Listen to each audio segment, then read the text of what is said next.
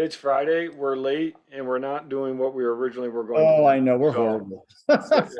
if everybody jumps on expecting us to cover best bike splits, we've rescheduled, and Yeah, that was my mistake. So we will do that. But so it's okay. we Still, it's Friday and we're doing a podcast. I mean, yeah, we're still batting like 95% for the year we of doing a podcast a week. So we're still doing good. we're doing good, and really we should have hit record about 20 minutes ago because we It's true. we We actually covered a covered a lot. lot of good stuff. We But definitely covered a lot. how you doing? Yeah, I'm doing good. It's been a good week, just getting some training in. Yeah, It's a tough time, and I think you're going through this too. We've done some racing. yeah. I raced 2 weeks ago, and now I'm racing next weekend. I know you're racing next weekend. Mhm. It's a really tricky thing is to time between two races, like how much Yeah. intensity you can do, what you have to do. My next race is Alcatraz, and the bike is super punchy, Hmm. right? And I've been training exclusively for races that, Morro Bay in particular, was going to be very steady, Yeah. right? Like no real climbs on it. So, this week I'm like, oh man, if I can get a couple like anaerobic hill climbing sessions, and I also been working on bike handling. Mm. Supposedly the roads, I mean, you raced it, the roads are a little rough, Hmm. and there is some turns at the bottom of hills that you got to have decent bike handling. I haven't not I only Oh, did the swim at Alcatraz. oh, I I have don't know. not done the Okay. triathlon. Okay. No. Yeah. So, I of course have been doing recon as much as I can. And Yeah. and that's the thing, is like bike handling is a big deal at that race. Well, Well, I've been concentrating on being aero and out on the highway. yeah. So this week's been this transition week of like really thinking about, okay, bike handling and Hmm. short, sticky climbs. And so I had a really interesting session yesterday where I went up to an area that has some new buildings going on, and there's new roads, but not buildings. So I had good vision. Yep. There's no cars up there. And it was like a 30-second climb. And then like I could take 4 corners on the way down. Okay. Yeah. Yeah. Yeah. And it was perfect. And I got better and better and better every time I went down, of like just the handling Yeah. of the bike, and trying to not be so scared to lay it on its side a little Yeah. bit. Hmm. Because on the time trial bike, I really haven't been Hmm. doing that. Yeah. And so, but it's a weird transition time between when you're trying to figure it out. You don't want to do too much, Yeah. but you got to do this transition. So I know you raced last weekend, and then you're racing in 2 weeks as well. So how's that going for you? Yeah. It's a challenge, especially I hate to say it, as we get older. Yeah. It just is taking a little bit longer to recover from races. Yeah, I've been able to get some good training in, but at the same time, I haven't, I haven't felt like I've been really absorbing that training, if you will. And so I'm training, but I don't think I'm getting the benefit as quickly as I think I should be because I'm still recovering. And so Yeah. it's just sort of one of these balance things. But fortunately, the next race, which is next weekend for me out in Massachusetts, 70.3. Fortunately, that race is just really just a race. It's not for anything, and very few of locals are going to be there. There may be one that I know, and I might know one or other people, one or two other people who are doing it from back east. My old stomping grounds that way. So Well, we'll still be following you. yeah, all right. Although I don't know, because I'm racing the same exact time, so I Yeah, probably won't be following you. right, right. Although I'm gonna wake up at like 4 in the morning, and I think that'll be about Yeah, 7 there. I might see your yeah. swim. I might see your swim split Hopefully I get started. before Yeah, we and go. I've done a little bit of course recon, but this is a brand new race. Right. So it's the first time they've done it, and so there really is not a lot of information on it other than the course maps Yeah. and maybe some Strava routes and things like that. And you read some posts from locals, but I'm not too worried about it. I've biked back east a lot, especially upstate New York, and so Springfield is actually just a couple of hours from where I grew up. Okay. So I sort of know the region, what to expect, and type of road. But it is going to be a downriver swim, so Right. that's not good for me. But That's not good for you. You're gonna lose your advantage. uh, Why do they not have downriver bikes? I don't know. Well, yeah, it should be a downriver swim, and then actually, the perfect race for me is an upstream swim, Yep. a downhill bike, and a downhill run. That would be With the tailwind. with a tailwind. But you talk about bike handling skills. One of the benefits on this side of town is the River Mountain Loop Trail.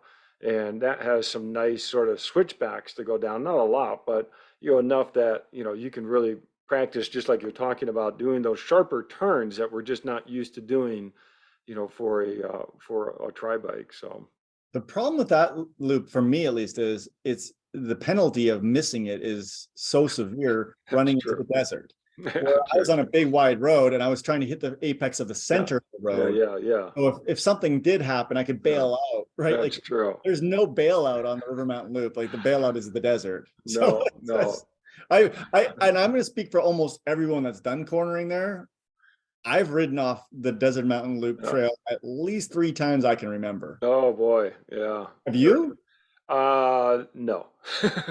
I even did it in a race once on Pumpkin Man. Well, I I do ran know off. people that have done it, especially in Pumpkin Man. There's a little bit of an S turn down there, and if you go in a little bit hot, that's an easy turn to sort of Yeah, end up I, in the desert in. I definitely went in the desert once. I was just a funny story, and this is good for people to kind of keep in mind. I borrowed a set of wheels, so Mm. my friend had a really light set of. It's the first time I ever saw them where they had they actually had carbon fiber spokes even. They're like Oh, those Mavic wheels. yeah, okay. So I'm like, oh, this is like the perfect time. They're really quite aero and super light. And I'm Yeah. like, I'm gonna try them out on this race. And he let me use them. And but I didn't reset my brakes, like Oh because boy. they were rim set brakes, Yeah. and that was literally the first time I needed them. Oh boy. Right. And Yeah. so I come around the corner and I put the brakes on it, and they grabbed a little, Yeah. but Yeah. not Yeah. enough. And I'm like, oh, Yeah. That's a scary feeling. it was a scary Yeah. feeling. But you got to make these mistakes so you Yeah. live and learn. Mm. Yeah. So Well, I did have another cool experience this week. I swam with the Avila Beach Dolphin Group in California. My okay. coldest swim ever, How cold? 53 degrees. Oh, that's cold. And I made 2 miles at What'd 53 you, degrees. wow. So What'd you wear? I had my thermal wetsuit. Mhm. I had the neoprene headband that I wear, and then the neoprene booties. The Zone 3 neoprene booties they're awesome. Yeah. They're really good.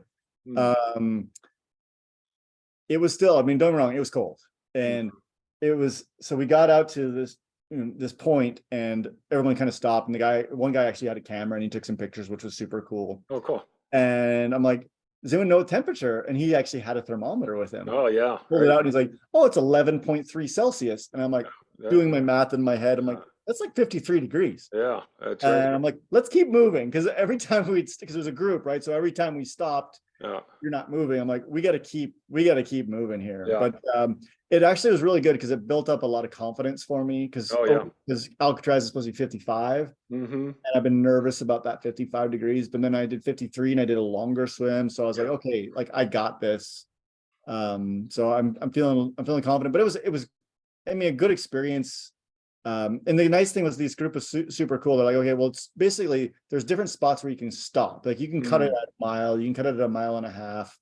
And I'm like, no, I'm with the group as long as I can. And Yeah. Yeah. like, That's if great. you're not having fun, go in because this is a Yeah. fun group, and it was a Yeah. fun group. So it was That's awesome. super Well, cool. yeah, that certainly preps you for Alcatraz, but it's interesting. I've only done the swim for Alcatraz and, jumping off the ferry and swimming back in, but I don't remember the temperature as much as I remember the waves Yeah. and the trick of sighting too. And I'm sure you're reading up on that, but Yeah. yeah, the waves, I really felt like I was in a bit of a washing machine, just getting bumped around and yeah, it was fun. It was great, but Well, and that's what I'm approaching it. This is for fun. yeah, Like yeah, there's no PRs at no, Alcatraz. no, There's no, no. I don't care about Hmm. podium or anything like Yeah. that. I just want to go and like do it, have the experience. Hmm. And yeah, I've been reading about the sighting, and they said it really varies year to year. Some years it's relatively calm and you don't have the big rollers and the big big chop, but if it gets windy and if the current is a certain way, it can get to be pretty rolly, and it's not like ocean rolling, right, where you can kind of time it. Is that how kind of you describe it? Yeah. It's just like you never know. Like when you look up, it might be good, it might be bad. That's right, right. So Oh, it's pretty cool. Yeah, I think you're gonna have a great time with that. And yeah, swimming in 53. like you said, that sort of gives you just the confidence that you can tolerate the cold water, especially with the right gear Yeah. and, a bit of a mindset, but that's really Yeah. good. And you know your face is going to freeze. Like, Yeah. and once, like, because I swam at Morro Bay and then I swam there and I did Oceanside, like, and Oceanside didn't go so well, but I know that feeling of that first minute and a half and 2 minutes, Hmm. it's just your face freezing. Your skin's going to get cold. It's okay. Yeah. And in my early days of swimming like that, I would almost hyperventilate at that point. Hmm. But Hmm. now my mind is like better. Like, oh, you're Hmm. gonna be fine. Like your face is Yeah. gonna get cold. It's not gonna sting anymore. You're good. Like let's just move on with it. Hmm. And so I encourage anyone that's gonna swim in cold water to get in some cold water Hmm. and make it happen. Oh, I love it. Well, and what's cool about this, because we've switched topics tonight, and I think Yeah. this would be the segue into that. Yeah. We were going to do best bike splits, but my mistake, and we're going to reschedule that for June 16th. Yeah. But what's cool about this is you build up this repertoire of experiences as an athlete that can then translate over to other athletes, and you can help them through coaching. And Yeah. so we decided to switch our topic tonight to talking about coaching. So how when you do something like that, um, or if let's say you're working with an athlete that's going to do Alcatraz, I mean, how as a coach do you approach that? Yeah. And what are the some of the tips or training sessions that you would give them? Well, I think number one is got to be have the right gear, Yeah. right? Like for me, like I have a thermal wetsuit. Like I know it's a pain to buy a thermal wetsuit, but Mhm. I've literally used the thermal wetsuit like in my last 5 races. Yeah. It's So actually my thermal wetsuit, I was faster in it versus my normal wetsuit at one point. So I feel like they're basically the same speed. hmm. And obviously, if the water gets too warm, I don't want to wear it. But I haven't had a swim warmer than I think 63 degrees in my last 5 races. Yeah. And so yeah, number one is to have the right gear. And we've talked a lot about cold water swimming on this podcast. But then one of the things that we've talked a lot about as well is, and we talked about with Dr. Donahue, is like the mental imagery stuff, right? Yeah. So like I have played the jump off of the ferry in my head, even though I've never done it. Right? Hmm. I've watched videos of it, and now I've played it in my head, not in a stressful way. Like I've done some like mindfulness, which we've talked about with them, Yep. some actual like breathing work to calm myself down and actually think about, okay, what's going to happen when you jump in the water? What's the feeling going to be? And these are the things I would coach somebody on. Yep. Is like Hmm. is those kind of things, is playing this out in your mind and thinking about like how do you stay present when you're in the water, especially that initial like 100 yards or even 50 yards, Hmm. when there's a washing machine of people around you, and all you've heard from the boat captain, because I've read all this stuff, is, or the not the boat, the race director is, this is the building you need to sight to, and then you can't see it Right. because it's foggy, right? Because it's supposed to be almost You're in the always dip of foggy, the wave. right? And so how is that going to play out with you? And then also, I think Dr. Donahue talked about this as well, is when something goes wrong, that you can accept it and deal with it. And we've talked a lot about that in Hmm. triathlon, right? So in that swim, or the athlete I was working with is preparing them. It's like, you need to prepare for something to go wrong. You Right. need to prepare mentally for your goggles leaking, prepare Hmm. mentally for getting kicked in the face, right? Prepare mentally for you're off track and you look up and everyone's to your left. Hmm. What are you going to do? Are you going to signal to the boat? Because there's boats there, right? Are Hmm. you going to just turn and go? Like, play these things out in your mind. So, if something does go wrong, like you're almost expecting something to go wrong. Right. And there's a lot of this that goes on, and I think this too, in high performance sport.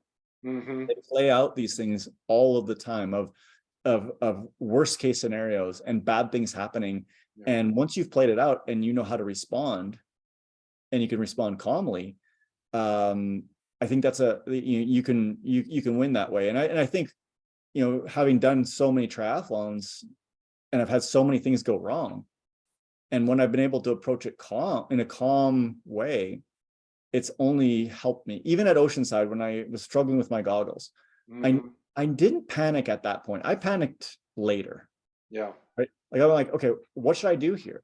And okay, go to the guy on the paddleboard, get to there, hold on, fix your goggles, just do it. Like, and it's not a time to panic. And I didn't try and swim faster after that, because I know like that's going to lead to problems. Right. And so I think that, as a coach, having those conversations with people is important, even with experienced athletes. Mhm. And I, and, Well, and I do have those conversations with people I coach. and I think triathletes in particular really see the value in coaching. And I say that because if we look back even 20 years ago, triathlon coaches were not that abundant as they are now. Yeah. There's a lot of people who coach now, and I think that's because the athlete who's doing a triathlon at all levels, whether they're just looking to finish a race or to compete for a podium on a regional race or compete for a podium at a national race or international, I think people are seeing the value of getting some expertise in triathlon specifically because there's so many moving parts to the sport. And Yep. so I like this experiential learning or experiential knowledge that people like you have. We're doing the event and then being able to translate that to lessons for people to learn from, I think is really critical. But it doesn't just end there with coaching. There's a whole database. There's a whole level of knowledge that coaches are working to get in order to be better, to help athletes out a little bit more. And I know we talked before, you just finished the certification course. You want to talk about that? Yep. Yeah. So I did the USAT coaching certification, and it's something that I'd wanted to do for a while, because I've been coaching now for triathlon for 4 years. Yeah. um, and I just felt that I didn't necessarily need it because I'm a certified athletic trainer, so I have that No. base. And then we never talked about this before. My first job ever, like when I was in college, was a ski racing coach. Oh, ski racing. I didn't know that. Yeah, so actually I got licensed and certified as a ski racing coach, I think I was 18. Oh, And then I also was certified and licensed in Canada orienteering coach as well. okay. So I went Mhm. through Yep. coaching courses, and then my first studies were in kinesiology, and a lot of it back then was coaching. Mhm. And so between that and being a licensed athletic trainer and all these things, having my master's degree Yeah. in Right. kinesiology and all these things, I'm like, I don't really need this. But Mhm. then I was like, I probably should go through the course. It's quite expensive, unfortunately, and and I know there's a ton of content in there, and it's worth the money, but it's hard to like pull the trigger because altogether, I think it cost me almost $800 Okay. Yeah. to take the course. And by the time you have to do the pre-courses, and then there's some certifications afterwards, and then now I have CEUs I've got to do. Mhm. But that was kind of like the reasoning for me was like, okay, like I need this for several reasons, but not one of the reasons is that there's liability insurance. Yeah. And I think that that's also an important thing to have as a coach is liability insurance. You can buy your own liability insurance without the certification, but once you're certified with USA Triathlon, you actually have liability insurance. Yeah. Um, but it was an interesting course, and that I really didn't know a tremendous amount about it before I started, and I started going through kind of step by step. And the first thing is like the swim, and there's like an hour worth of like swim stuff, like going from like technique to like drills, and the things that I thought I already knew, but it just kind of like cemented those things. And then there's a bike section, and honestly, the bike section, and if anyone from USAT is listening, it was horrible. It really was. I'm actually going to do the USA Cycling certification, I think, because the bike section was not good. The run section was with Bobby McGee, and it was really good. So I finished those sections. And I'm like, okay, well, there can't be much left after that. So then I think I did like 5 hours straight, and I went through swim, bike, and run. I'm like, well, how much left can there be? And I click the thing. It's like, you're 32% done. And I'm like, oh my gosh, what's next? And I'm like, all I could think of was, oh, transition. Okay, like, so then there was a section on transition, and then there was a section on exercise physiology, which I had no problem with. Like, and it was once again just checking the things.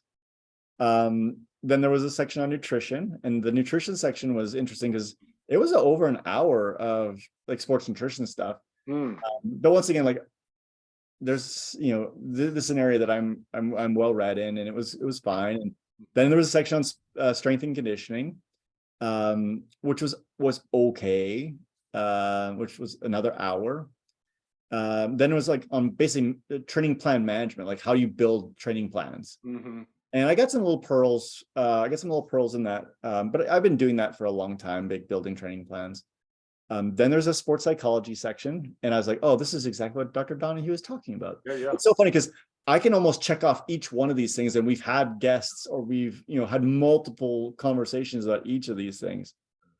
Then there was like basically like how you set up a business. So if you want to, you know, have a coaching business, you know, what you need a lawyer for, what you need an accountant for, what you know, the paperwork that you need. Which was good because it was once again just check marks that, yeah, I'm doing the right things. It was interesting because then they went into paratriathlon, and it was almost an hour on paratriathlon, which I thought was interesting. Because I don't feel like I'm, even after taking this course, someone that could take on a paratriathlete right now. And now, fortunately, they have another course specifically that you can take for paratriathlon. But it was interesting that they had such a big section. I mean, I learned a lot in that section that I didn't know about, like the classifications, the rules associated with it, the coach's role. It was quite interesting to that section. They made a section on risk management, and obviously just ways to mitigate risk. And then I thought I was done, and I'm like, okay, awesome.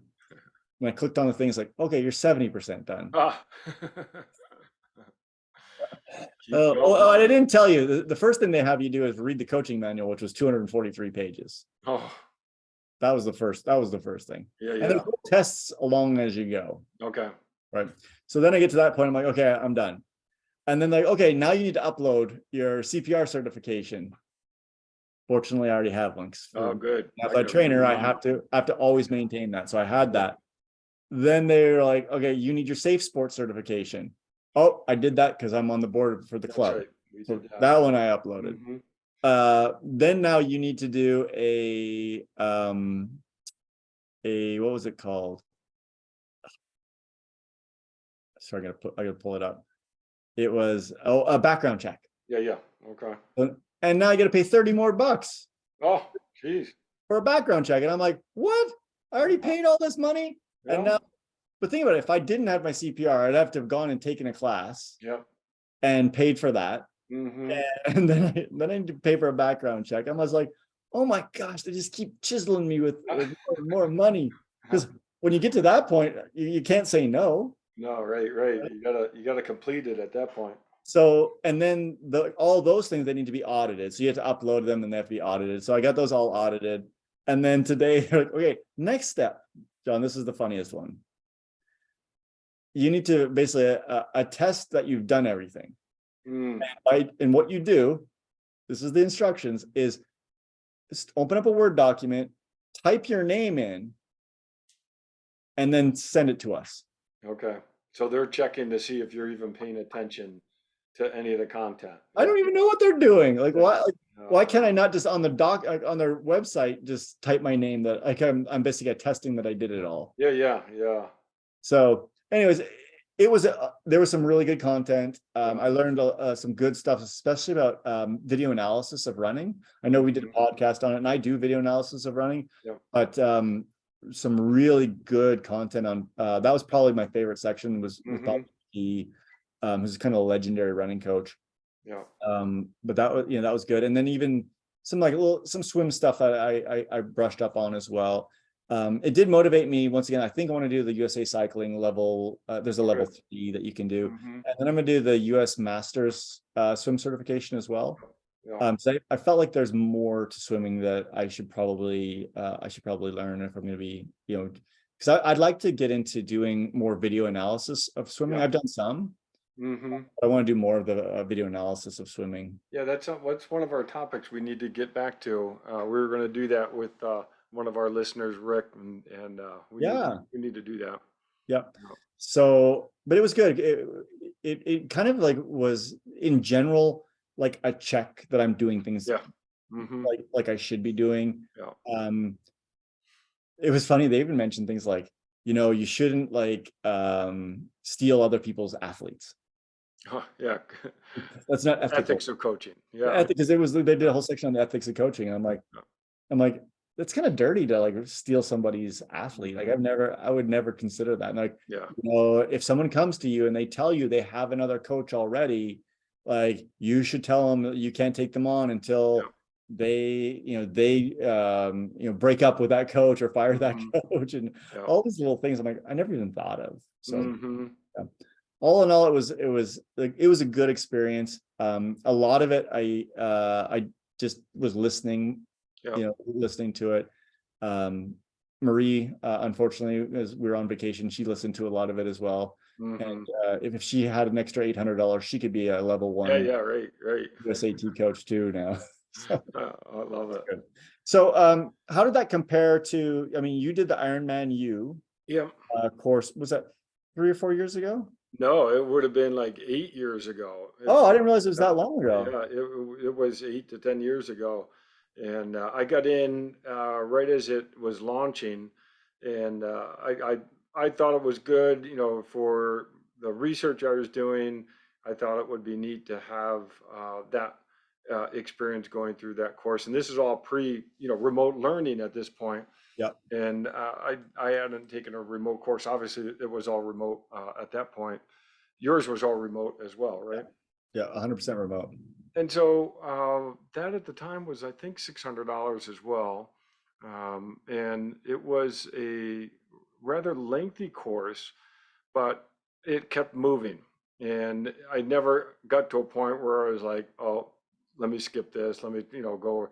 It really sort of built on itself. And a lot of it was affirmation that, Yep. this was pre our podcast too. Yep. But it's, things I would have covered in class or have personally experienced. And it was very conversational in terms of who was delivering the message. And, each video was maybe 10 to 20 minutes long, which I think was the right length. And there were a number of just different modules, the way I remember it, to compete or complete, and I enjoyed it. I had people like Mark Allen and Dave Scott and Matt Dixon, Paula Newby Frazier, Lance. I can't remember Lance's last name, but and they each had something that they brought unique to the topic that they were talking about, and that was neat to hear them talk. Again, it was just very similar topics that you described in terms of the nutrition, the training, the biking, running, heart rate monitoring, things like that. It did not have the part that you had in terms of business model. And I Yep. think that that's a really neat component that you had that this did not. And there, the psychology part was talked about, mindset and so forth, and then even the coach athlete relationship to an extent. How do you get the most out of that experience of working with an athlete? How does the coach continue to develop, and how does the athlete obviously develop? And so there was some really neat um, sort of topics that they covered. Again, very conversational. There was tests all along, but the tests were pretty benign, uh, and it was more making sure that you did it. Yep. You probably could have skipped a lot. Actually, I don't think they had the video set up that you could not fast forward or do any type of skipping over the videos. It kept you where you were. So it was actually pretty sophisticated. I thought it was pretty slick program in terms of the flow of it. So I enjoyed it. So did they do like training plan management, like building, like how Yep. you build a training plan for, and because this was specifically for long distance triathlon too, right? Because That's correct. They went over all the different aspects of, building a program for periodization and so forth. Some specific things, but most of it was pretty, described with a pretty broad brush. The test, though, was interesting in that you did take a sort of a multiple choice type test, but then there was a written component as well that you had to submit and then wait for someone to read it. But that was more than your name. You had to actually write something out. I think they gave you a scenario and you had to try to, write something addressing that scenario, which could have been building a training program, or it could have been an equipment question that someone had. How do you address it? That type of thing. So did you have to do, or do you have to do CEUs now to maintain that? You Or is it just probably one do, and but done? I didn't maintain it because I'm right now I'm not coaching. I used to coach. I mean, back in the day, I coached swimming, diving, and soccer, but that would have been back in the 80s and maybe a little bit into the 90s. But and that's the funny thing. And like we go through this academic training, bachelor's, master's, PhD, and different certifications and conferences that we go where we obviously get exposed to a lot of knowledge that we can learn from. But I always say when someone comes up to me, I don't coach. And because I think coaching is a lot harder than it may appear. I would lose a lot of sleep over my athletes the night before a race and what have you. I know we've talked a little bit about that as well, but I don't know. You sort of take on that responsibility of how well they're going to do. And I know that you don't need to do that, uh, but I think coaching is hard. I think coaching is super hard. I mean, honestly, it's to me, it's very similar to teaching, at least what I teach, like in a specific program, right? You know, Because you're with these people for a long period of time, and there's goals along the yep. way, and it's kind of like when your student fails a test, Yep. like, and you gave them everything, you thought you gave them everything they Right. needed, Yeah. and then they failed. And it's the same in triathlon. When you have someone that you've worked with for a long period of time, and they don't, the race doesn't go well, Yeah. Right. especially if it's like their A race of the year. Mm-hmm. That is hard. Yeah. It's really hard. Mm-hmm. And there's a lot of feeling of responsibility. Like Yeah. they put their trust in you, um, especially if they've done everything. Like Mm-hmm. I've had some athletes that I've worked with that haven't done the training. Like Right. I keep building programs and then they don't do a bunch of stuff. So I lower it down and then Right. they don't Right. do and I lower it down. And Mm-hmm. then the race sneaks up on them Yep. and they don't do well. Those aren't the ones that I'm too, like, that doesn't Mm-hmm. like, bother me as much as like if somebody nailed, like, let's say they made 95% of their sessions Mm-hmm. and then they don't perform um to the level that, because I always, I come up with plans for the athletes, like this is the power output on the bike, this is about what the swim pace should be, this is Mm-hmm. you know this is the run pace that we want to go with, and where we want to do what we want to do in the course. And if they can't execute what you think, like let's say, John, let's say I said to somebody, okay, you need to do, I'll just tell you, I have somebody that's racing in Des Moines next week, Okay. and we're targeting 285 watts normalized power on the bike Mm-hmm. because his FTP is 335 watts, Yep. right? So if he gets to that point and he can't hit that number, Mm-hmm. let's say he's not, like, on the day he's not good, he's 260 or 250 and doesn't perform, like I feel like I did something wrong in the prep. Right. Mm-hmm. And that's a lot of, like, that's a lot of pressure Yeah. on somebody. And yeah, or back half of the run, let's say somebody bonks or cramps Mm-hmm. up or whatever, it's like, well, what did I do wrong? And then you start to look at the file and like, well, he hit the metrics, or she hit the metrics on the bike that should have allowed them to run. Mm-hmm. and they followed what you said. You know, one of my big things is in a 70.3 is that we've talked about it many times, is that first 1 to 2 miles of like backing it off, Yeah. right? And if they did it everything like you told them and it still didn't work, Yeah. like I take that to heart. Mm-hmm. And I have this I actually have this conversation with the athletes I work with, that like it's not always going to be like sunshine and roses. Like Yeah. this is this is, we would like to do this, but I think it comes from like the medical world of like we're practicing medicine, we're practicing Yeah. coaching basically. Mhm. And um and I think we talked about this before with like long course racing especially. I think it's like a 20 to 30% chance that everything's going to go great. Yeah, 20%. I like that. Yeah. You know, like 1 out of 5 Yeah. races, Yeah. everything is good, you hit every metric and it Yeah. just works. Mhm. And the others, it's like you just sometimes you just got to struggle through it. Mhm. And but then that's part of it too, right? Yeah. And that's part of the psychology of it, is understanding that when you're struggling, do you like mentally turn off and just like give up? Mhm. Oh, today's not my day, shucks. Yeah. Or can you battle? Mhm. And because like I've done the training, and this is something I have the conversation with people, is like, you've done the training and you're gonna have, in long course racing, you're gonna have rough spots. Right. And if you turn it off and just like, oh, that's my race over, it's done, I'm not gonna finish, or I'm gonna have to walk it in, and you turn that mental switch off, you're not gonna be successful. And that's something that a good coach should be able to help somebody with on that mental side. Mhm. So I love it, and I think what you're describing is the type of coach both you and I would be if I was coaching, Yeah. is that you really sort of build that relationship with an athlete. You try to coach them on all fronts, not just the physical fitness side, but then also the logistics and even Yeah. the mindset type of thing. And I think that type of coaching, I think there's a lot of value to that.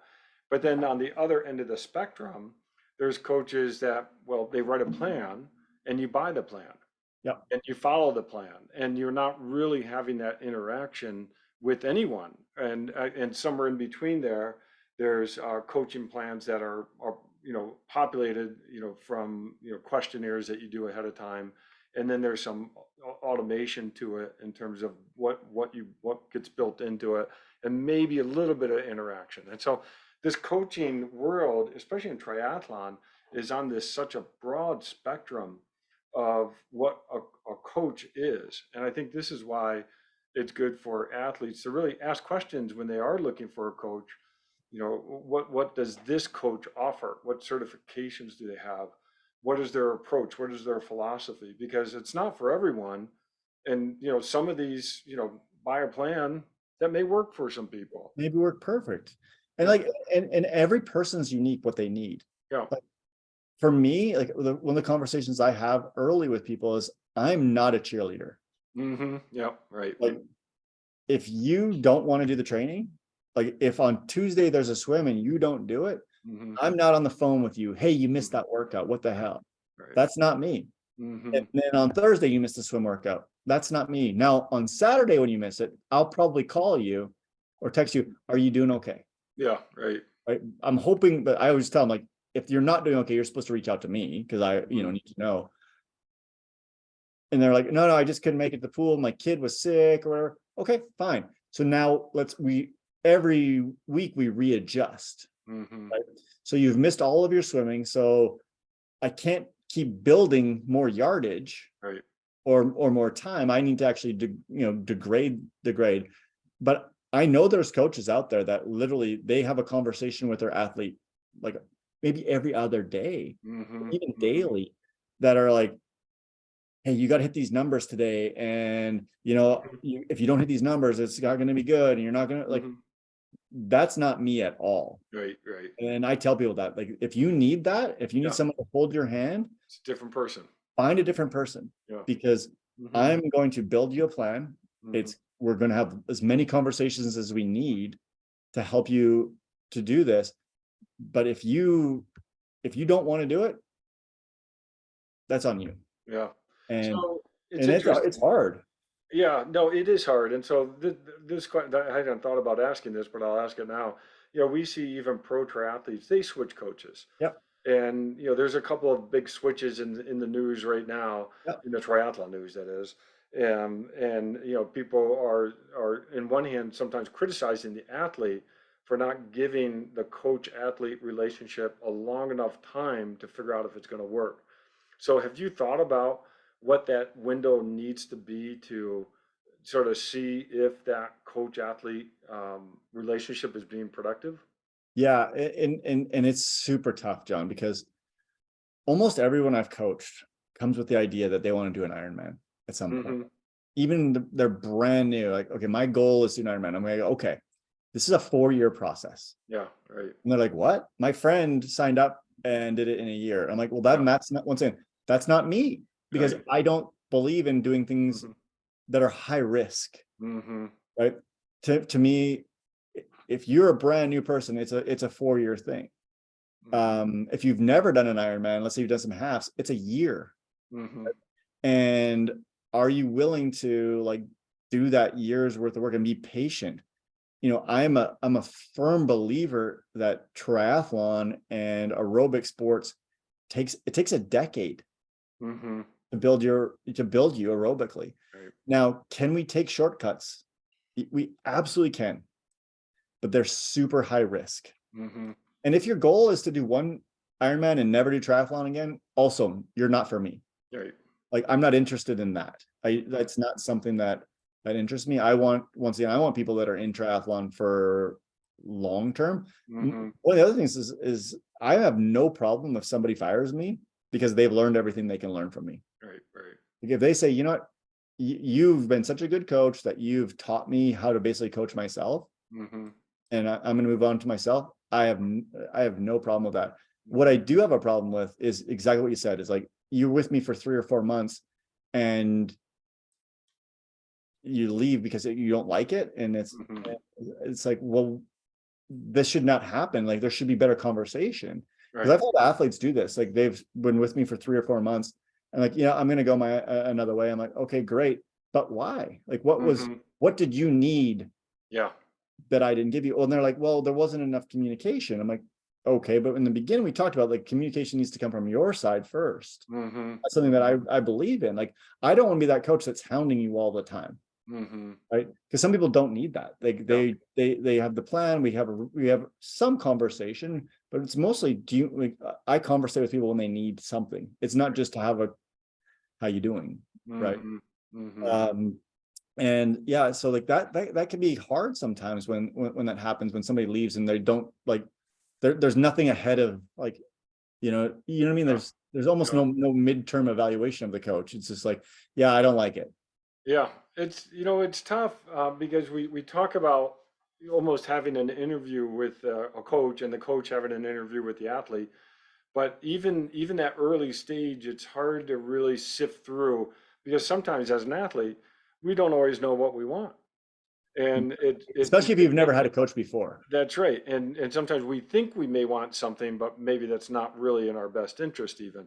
And so I do agree with you that there's this dynamic nature that you cannot predict early on. But I think that's why it is important to one, have these conversations, but then reevaluate as you go along. And that evaluation can be initiated by the coach or by the athlete, either way.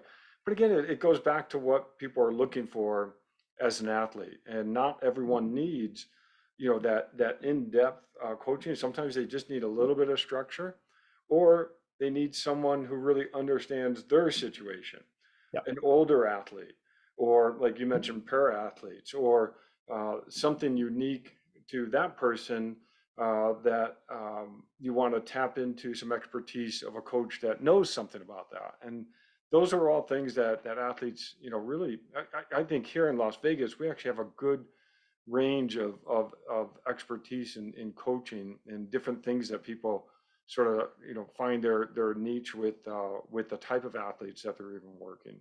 Yeah. So, and I think you kind of hit it too. Is like, the other thing is it's hard to think about. Like, I've coached people in their 60s, Yeah. and I'm coaching the guy that's racing in Des Moines. He's 27. Yeah. Totally different. And Well, he's one of the best triathletes in the country, and he's yeah, 27, that's awesome. right? And so, and this is his first 70.3, and it's a totally different Hmm. conversation, right? Let's say if I pick someone in their 50s and they've been doing triathlon a while, the goal might actually be not to slow down, Yeah, that's right. right? The years when you hit 50 of actually making like a lot of gains, especially if you've been doing this for a long time, the gains don't happen very quickly, Hmm. you Hmm. know, or might not at all. But let's just say let's not slow down, Hmm. right? Let's say you're swimming 140 per 100, and you're like, oh, I'd really love to swim 130 per 100. Okay, how long have you been swimming 140 per 100 for? For a decade. Right. Okay, we need to really think about this. What you've been doing is you've been maintaining as your body's been deteriorating. So you're actually winning. And maybe with some different stuff, some different tweaks, maybe we can get you to 135, but we're probably not going to get you to 130, and be honest with them. Hmm. Right? And I think that that's also really important, is to set realistic expectations for people. If you've always been running 10-minute miles and you come to me and say, I'd like to run 8-minute miles, there's probably a reason you've always been running 10-minute miles. Right. And it might not actually be possible for you. And to be frank with people is hard. And I've heard, once again, through different media sources and people, different coaches, that there are people out there that will say, I got you, I can bring you down to 8-minute per Hmm. mile. And then they do really risky stuff. Hmm. And maybe it works and the person doesn't get injured. But once again, I don't think that that's like a prudent thing to do. And every athlete is different that you work with. Once again, I got an athlete that he can run 5:45 per mile, Hmm. right? So for him to say, well, like, hey, can we get you down to 5:30? Yeah, it's possible. And he's 27, right? Like, it's possible to do. But once again, I get someone that's 50 and they say, hey, I want to run 5:45 a mile, and they're running 10-minute miles. I'm like, it's not possible. And you got to be honest with people. Yeah, no, that's hard. And it's hard as an athlete to hear that sometimes, because you're like, well, this is the vision I have. And, sometimes, but that's really the job of a coach, is to be that objective voice, Yeah. not the passionate voice. And I think that's, again, where a lot of triathletes see a value in that, Yeah. because this market for triathlon coaches has really grown, over this last couple decades, especially. I mean, and obviously when I started triathlon, there really wasn't much coaching at all going on. Not a lot of people didn't really have any idea how to prepare someone. But let me ask you this: you just did that course. What are three things that you think a coach, not you, Yep. but a coach who's out there who's taking this type of certification for the first time, and maybe they don't have a master's degree, Yep. maybe not even a bachelor's degree, but they get a lot of experience as an athlete. What are some things that they get out of that USAT certification that sort of struck you, and you said, oh, that's really good for people to know? I think, like, it's kind of one of the first things is what I kind of said is like, okay, we did swim, bike, and run. I'm like, I think we're done. Yeah. Right. And it's so funny because I've literally taken courses in almost every one of these other things, like full university courses in strength and conditioning, in nutrition, you know what I mean? Yep. And so, like, to me, that's like, oh, that's just nebulous.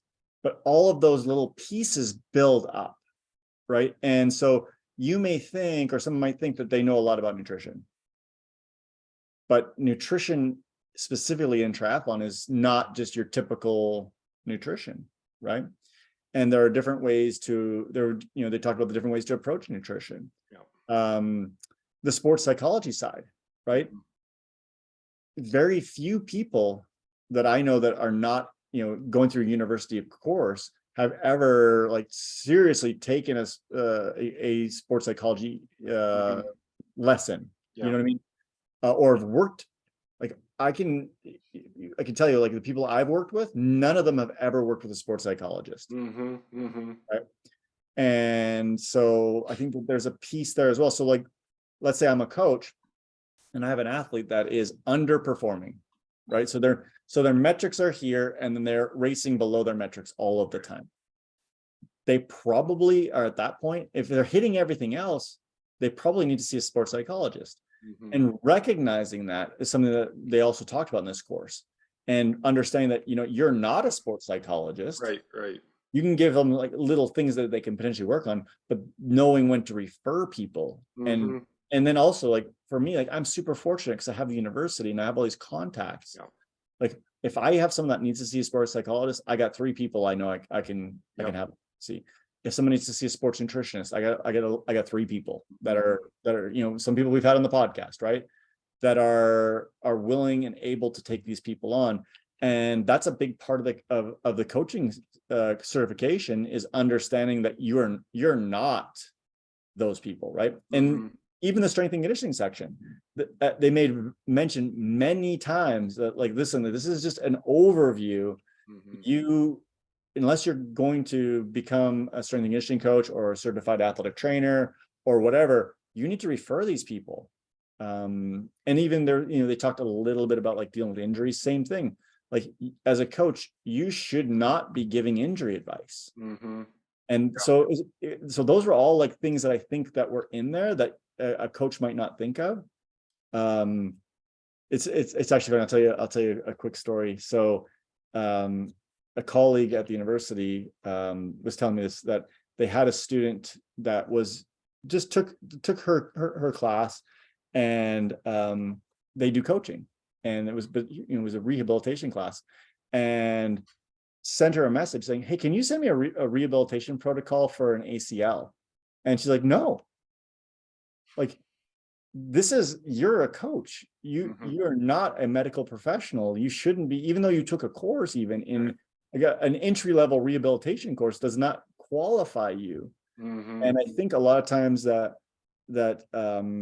coaches do step out of their realm Mhm. a little bit too much. And I think that the course did a good job Mm. of explaining where your coaching responsibilities end, and but your job is to help find Right. the people that can help. Mm.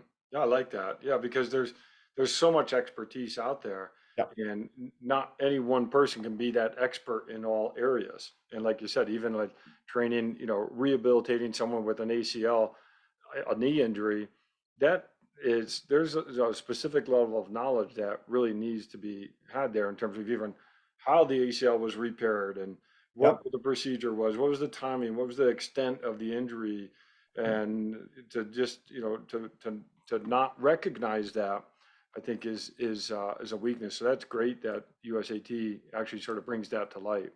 Yeah. And it goes even further, like, even to like we talked about with like the business side of things. Like, Hmm. okay, you can figure this stuff out, but we advise you get an accountant. Yeah. We advise you see a lawyer and work this stuff out, because this is real life stuff, Yeah. and you could dabble in it, but if you want to take this seriously, you need to set up things properly. Hmm. Pay your taxes, like all of these things that are there. I think they did a really good job of that. And once again, this is like the entry level. There's Yeah. 3 levels of the certification, and they did a nice job of like keeping it at that level. Hmm. And if you want more, then in more depth, you Yeah. can take more courses. You can, well, once again, if your thing is you want to get into sports psychology, you don't have to become a sports psychologist to actually go take some courses Hmm. and be better, to help your athletes even more in Hmm. those areas. Hmm. But then once again, recognizing you've taken these courses, and those courses should also tell you, like, when you get to this point, you need to refer somebody, Yeah. to an actual licensed practitioner. Hmm. So now let me flip it back on you and put the spotlight on you. Yep. When you took this course, what was it that you said, "Oh, I need to go get some more information on this"? Oh, it was actually really interesting because it was the video analysis of running, Oh, yeah, cool. and which I've done a lot of, Yeah. and just a different perspective on how to do it, and Hmm. what, for example, Bobby McGee was doing. And so I was like, okay, I need to go research more of what he does. Hmm. And I literally finished the course today, so I haven't done that yet, but it's on my list of things that I really want to do. And then taking that, so they didn't do a bunch of video analysis of swimming, and they did none on biking. Hmm. And I really want to get into like spending more time learning video analysis of swimming and biking. Good, good. And very few people do biking, Mm, but I think there's lots of little things because we have fitters, right? mm-hmm. And I think it's I don't know, John, it's interesting thing, like if let's say you're cycling, and this is an example, and you have like that knee wobble. I think we've talked a little bit about this. So Mm-hmm. you have that little shift that your knee goes out and back in. Well, a fitter will say, okay, well, we need to change your position. Mm-hmm. But is it a fit thing or is it a neurologic thing? Right, right. Right? Like an actual like, or a mechanical problem with your hip or something like Mm-hmm. that. It's interesting, right? In running, we do this all the time. Like, okay, well, let's change your stride length. Let's change your cadence. We do these things. And what we don't tend to do, and which tends, you know the research way better than me on this, is like just change your shoe. Mm-hmm. Mm-hmm. Right? In biking, it's like we need to change the bike. Yeah, right. And we don't actually go down that road. So that's another area that I'm really interested in is video analysis of biking. Mm-hmm. And I think that's an area that I think we could help people, and especially time trial biking, because Yeah. there's just not very much information out there. Mm. Yep. Set up some cameras on the River Mountain Loop Trail and Exactly. check And that just out. capture So, and just capture people. And that's the other thing, John. Like, think about it. Where do we do our video analysis of running? We do it on a treadmill, yeah, right, right? We right. need to be doing it outside. Yeah. Same with the biking. Like, we set you up on a trainer. Mm-hmm. It's not the same. Yeah. You're not wobbling around Mm-hmm. and there's not wind and all these things. And I want to figure out ways to do this where I'm like in a car videoing somebody, right? Mm-hmm. And getting a front view, getting a rear view, getting a side view, Yeah. as they're out actually doing these things. And that's kind of my next level stuff that I'd like to do. I love it. Well, okay, a little plug. My Yep. doctoral student, Alina, is looking exactly at that Yep. sway. Yeah, during biking inside. So you're using a wobble board. So, because I agree with you, I think that's an interesting part that we actually miss on indoor riding. So that'd be neat to see what that comes out with. But yeah, so this is great. My goodness. And, it is amazing how much, we actually have not talked about coaching specifically for a whole episode. And there is so much to go in to depth on this. To be a coach really does take a lot of effort. And it really takes a lot of effort from the athlete to work with that coach and be responsive to the coach and provide information that's honest to the coach. Because if the athlete's not doing his or her job, it's hard for the coach to do his or her job as well. Oh, the one other area I want to talk about really quickly, and I know we're coming up on an hour, was the one thing that surprised me the most when I got into coaching Mm-hmm. is I had to be an IT specialist. Oh, yeah. Everyone's got a different watch. Everyone's Yeah. got a different power meter. Ah, Some people use Zwift. Some people yeah, use yeah, Ruby. yeah, Some people use Trainer Road. yeah. Some people have a Polar watch, and they're like, I can't figure out how to set the lap time. Mm-hmm. And I'm like, Mm-hmm. oh, and then, oh, hey, my Garmin won't talk to my Zwift. I'm like, so I actually, as I'm building my website for my company, it's actually, I'm going to put all these links in That's great. to like how you connect everything. Yeah. And nothing against older people, right? Because I have a lot of clients that are like 60 and 70, or not 70, Yeah. some 60s and some 50s. Yeah. They're not as technologically savvy, right? Mm-hmm. And so when I'm starting to work with them and I'm seeing, well, there's no data being uploaded into Training Peaks. Like, why is there no data? Or I had an athlete that was manually typing in all the data. Oh my goodness. They had a watch and it was keeping it all in Garmin Connect. Yep. And so every day they'd go in and type it. And so I started looking, like, why am I not seeing maps? Why am I not seeing like, and it was just like a week and a half or so. Yeah. Because I'm just trying to get big picture stuff at that time. Right. So I started looking, I'm like, huh. So then I call them up. I'm like, are you typing in every one of your workouts? Oh yeah. I just go into Garmin Connect and then I get the data and then I type it into Training Peaks. I'm like, no.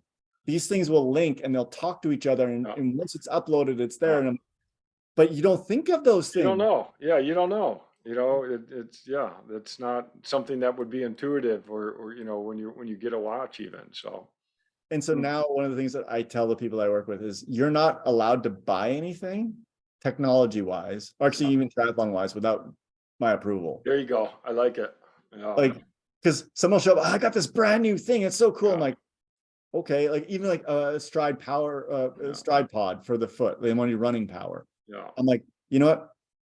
I'm not a big fan of them, Yeah. and I don't think that the science is great on it. And so if you want someone that's going to coach you with running power, I'm not Mhm. the guy, right? Like, even though I've done some of it, and because I had one client that really was into it and I learned some, but I'm like, I just didn't feel there was a lot of value to it. Mhm. Or, hey, I just got this happened to me too, John. I just bought this bike. And I'm like, okay, great. It was like their first, triathlon bike. And they sent me a picture of it. And it was a small, and the person was over 6 feet tall. Yeah. Yeah. Right. And I'm like, and they're like, oh, I got such a good deal on it. I'm like, okay, but you Mhm. can't ride it. Right. It's, and they'd already bought it. I'm like, oh my God, can you contact the person you bought it and see if you can, because it's used, right? Mhm. Can you take it back? So Mhm. fortunately the person took it back. Oh, that's nice. But I'm like, oh my gosh, like, But you don't know. I mean, but that's listen, as a coach, yeah. like, you don't Right. think that that's part of your responsibility is Mhm. to this. So like, this is the rule I have with people is if they're going to buy anything like significant, they need to run it by me They first. need you on speed dial. So as part of my website, I was actually thinking about like Ted's approved products. Yeah. Yeah. Oh, I like it. Yeah. And then, so I'm gonna try to make money on this. I'm gonna do like affiliate links to Amazon. Yeah. And so then they can just click through my website. Like, these are the approved nutrition products. These are the Oh, approved yeah. Yeah. bike shoes and whatever. I think I gotta make some money that way.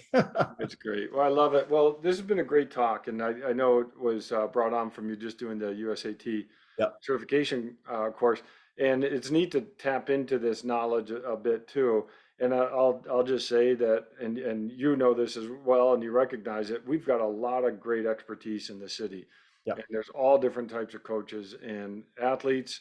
If you're looking for a coach, you need to sit down and talk with the coaches and talk with more than one Yep. and get a feel for what's going to work for you and what isn't, and build that best relationship that you can, so that not only the athlete benefits, but the coach will as well, because they develop every time they coach an athlete as well. The other thing I'm gonna tell you is not everyone needs a coach. Like, you What's don't that? have to have a coach. You don't need one. Like, not Oh, everyone right, needs a right, coach. right. Mm-hmm. If you want to, figure it out on your own and Yep. do all the reading and stuff like that, that's great. Like, I Mhm. totally encourage that. Yep. Like, I don't And, think you, and you're right, and I think that's a good way to sort of wrap up. Is we've got that spectrum from no coach, which we should have said, to buying a plan that you yep, just follow, buying a book and follow that, to where you have a coach who's really individualized for that athlete. And there's all different types of flavors of coaches in there. Some that do auto programming and auto responses, and some that are more over on this other end of that spectrum. So it yep, really takes a while to sift through and figure out what's going to work for that athlete. yep, yep, perfect. All right, John. Hey, well, I hope you have a good weekend. We're going to call this the transition weekend between races. Yeah, yeah, that's right. So I hope you get some good swim, bike, and running this weekend. And are we going to podcast next Friday? We should be able to. I'll be on the East Coast. It'll just be a little later for me. So Okay, well, yeah, let's try and figure that out, because I'm yeah, going to be in San Francisco, and neither of us are. You're not racing till Sunday, right? that's right. Yeah, I think it is Sunday. Yeah. Yeah, and I don't race till Sunday either. So let's try and figure that one out. Okay. We'll come up with a fun topic for next week, Yeah. and we'll go from there. So yeah, All have a right. good weekend. Sounds good. All Okay. right. Thanks, everyone. Yep, bye.